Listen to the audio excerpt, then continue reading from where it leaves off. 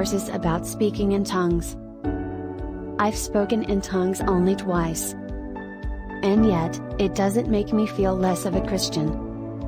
The first time, I felt compelled to do so.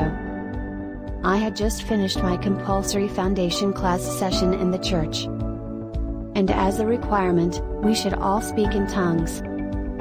To be frank, it was weird, and I knew I was faking it. But then came another day.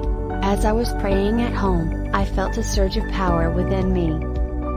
As I prayed, I started moving my lips and saying some unlearned languages.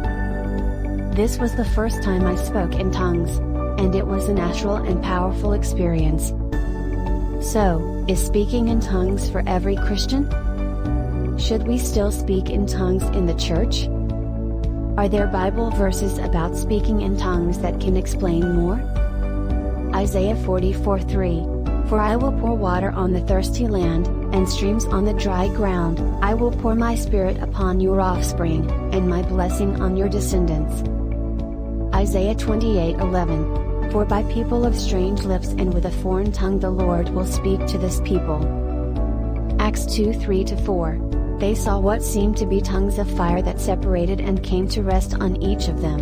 For all of them were filled with the Holy Spirit and began to speak in other tongues as the Spirit enabled them. Mark 16:17.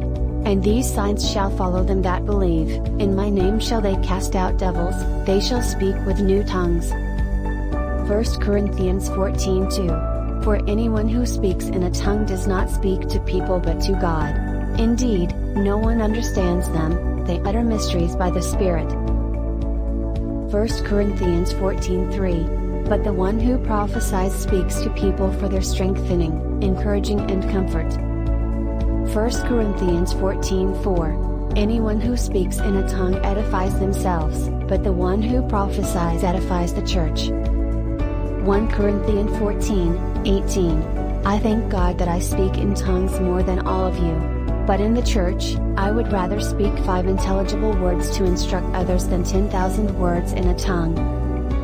1 Corinthians 14:22. Tongues, then, are a sign, not for believers but for unbelievers. Prophecy, however, is not for unbelievers but for believers. 1 Corinthians 14:26. What then shall we say, brothers and sisters? When you come together, each of you has a hymn, or a word of instruction, a revelation, a tongue or an interpretation. Everything must be done so that the church may be built up. 1 Corinthians 14:27. If anyone speaks in a tongue, 2, or at the most 3, should speak, 1 at a time, and someone must interpret. 1 Corinthians 14:28. But if there be no interpreter, let him keep silence in the church, and let him speak to himself, and to God. 1 Corinthians 12:10. To another miraculous powers, to another prophecy, to another distinguishing between spirits, to another speaking in different kinds of tongues, and to still another the interpretation of tongues. 1 Corinthians 13:8.